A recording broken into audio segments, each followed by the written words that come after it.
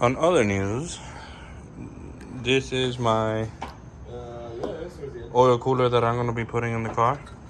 August 1st to the 4th. So Oh yeah. I'm gonna be doing some more track days and stuff like that. So I put a little Spal fan. This is a pusher fan. So I'm gonna put that sucker in there. This is the bracket that me and Gio put together. So that's gonna go right in front.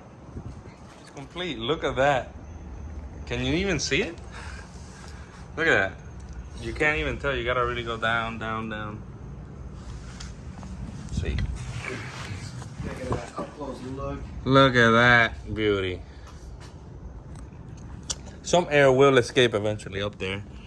But I put the fan so when the car is sitting, I can just turn it on. And that's it.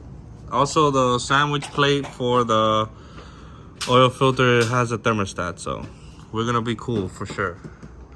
We're gonna be cool in a couple of different ways.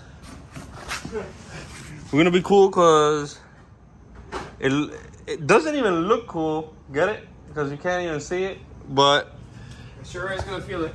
It looks cool when you look at it, and it's gonna be cool because it's a radiator and it's cooling. My dad jokes, yes, I know. Well, that's pretty much the install there, but I didn't record any of the bracket stuff because it's kind of boring. So I'm not a fabricator and it doesn't look the best, but it fucking works. It's in there. And the fan is in there too. Can't complain. I'm pretty happy with me and Gio's engineering. No, got me with my hairs all over the place. But in case you wanted to know which fan is this is it.